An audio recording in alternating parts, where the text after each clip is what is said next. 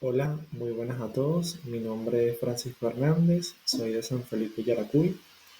Actualmente estudio telecomunicaciones en la Fermentor en el séptimo semestre. En la asignatura del Laboratorio de Comunicaciones Digitales procederemos a realizar la presentación de la actividad práctica número 2, la cual lleva como título Modulación PPM y Modulación PWM. En otras palabras, estas son las abreviaturas, pero significan modulación por posición de pulso y modulación por ancho de pulso. Como resumen de esta presentación, vamos a hacer una introducción hablando sobre las comunicaciones digitales, la modulación por posición de pulso, por ancho de pulso. También hablaremos sobre las demodulaciones de las mismas, la relación con la modulación PAN, sus usos, cómo están constituidos internamente y sus importancias para concluir. Como introducción, vamos a definir un poquito qué es la comunicación digital. La comunicación digital es el intercambio de información a través de medios electrónicos. Pueden incluir texto, audio e imágenes. En la comunicación digital, la información se representa mediante señales discretas, es decir, señales que pueden tomar un número finito de valores. También se puede utilizar para comunicarse con personas individuales o grupos de personas. Eh, la- Podemos también decir que la comunicación digital es la comunicación moderna, la que tenemos actualmente, no como la analógica que ya está quedando en el pasado, la cual podemos dar como ejemplo la radio, que también la utilizamos ahorita, pero ya la radio ha empezado a evolucionar, por lo menos en mi opinión, ya está pasando a podcasts que son como lo que vendría a sustituir la radio, aunque yo creo que la radio nunca dejará de existir. Pero bueno, para no entrar en ese detalle, tenemos aquí ejemplos de comunicación digital, como son la telefonía celular, el internet, la televisión digital y la transmisión de datos por computadora. La comunicación digital tiene varias ventajas sobre la comunicación analógica. Podemos decir que tiene menos susceptible al ruido, ya que las señales digitales son menos susceptibles al ruido que las señales analógicas, lo que significa que son menos propensas a corromperse durante su transmisión. También tienen mayor precisión, son más precisas gracias a que las señales son menos propensas a errores y, por supuesto, son más eficientes. Eh, ya que requieren menos de ancho de banda para transmitir la misma cantidad de información. Para entrarnos en el tema de la modulación, las cuales vamos a definir primero la modulación por posición de pulso. La modulación por posición de pulso es otra técnica común para codificar información analógica en una señal digital. Funciona variando la posición de los pulsos en el tiempo para representar la amplitud de la señal analógica. En la modulación por posición de pulso tenemos unas amplias aplicaciones, como lo son las comunicaciones ópticas, los sensores y el control de procesos, ya que en las comunicaciones ópticas la modulación por posición de pulso eh, es la ideal para la transmisión de datos. En los sensores tiende a ser esencial para medir la distancia, la velocidad y otras magnitudes. Y en el control de procesos eh, se utiliza para controlar procesos como la temperatura, unas variables y también la velocidad. En la modulación por ancho de pulso es una técnica de modulación que se utiliza para codificar una señal analógica en una señal digital. Esta Funciona variando el ancho de los pulsos de una señal periódica para representar la amplitud de la señal analógica. La frecuencia de los pulsos suele ser constante, pero puede variar en algunos sistemas. La PWM se utiliza en una amplia variedad de aplicaciones, incluyendo los motores, las fuentes de alimentación y la iluminación. Vamos a hablar un poquito sobre la demodulación eh, por ancho de pulso. La demodulación por ancho de pulso es el proceso inverso a la modulación por ancho de pulso. Esta implica una señal PWM, ya sabemos cuál es el significado, de nuevo en una señal analógica. Esto suele hacer mediante un filtro. Este filtro es de pasabajas que elimina los componentes de alta frecuencia de la señal. La señal demodulada es entonces una representación de la señal analógica original. Tenemos aquí una representación de una señal modulada por ancho de pulso y también por posición de pulso. En la demodulación PPM es el proceso de convertir una señal por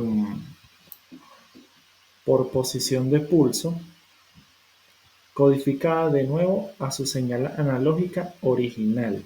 Debido a la naturaleza de la codificación, el proceso es un poco más complejo que la simple filtración usada en su ancho de pulso. ¿Cómo es la conversión a ancho de pulso? El primer paso típico de la demodulación por posición de pulso es convertir la señal a una señal de modulación por ancho de pulso. Esto se logra midiendo el tiempo entre el inicio de un periodo de muestreo y la llegada del pulso. El ancho del pulso resultante en la señal de ancho de pulso será proporcional al retardo del pulso original de la señal de posición de pulso. La demodulación por posición de pulso implica varios pasos para recuperar la señal original. Se convierte la señal midiendo el retardo, luego un filtro pasabajas elimina el ruido de la alta frecuencia de la señal y finalmente, dependiendo del sistema, se puede utilizar una etapa de integración adicional para mejorar la fidelidad de la señal reconstruida, se podría decir. Vamos a hablar un poquito sobre la relación entre la modulación PAN, la modulación por ancho de pulso y la modulación por posición de pulso.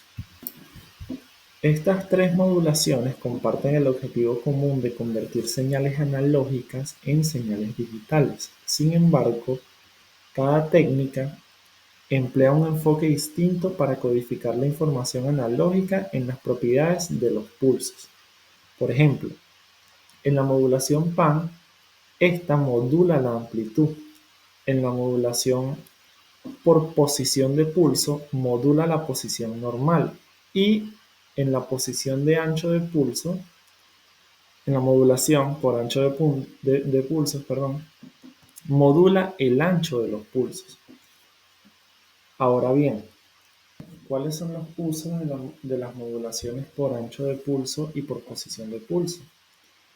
En la modulación por ancho de pulso se encuentra una amplia gama de aplicaciones en diversos campos, como el control de motores, que se utiliza para ajustar la velocidad y el par de motores eléctricos. En las fuentes de alimentación, esta modulación regula el voltaje y la corriente de salida.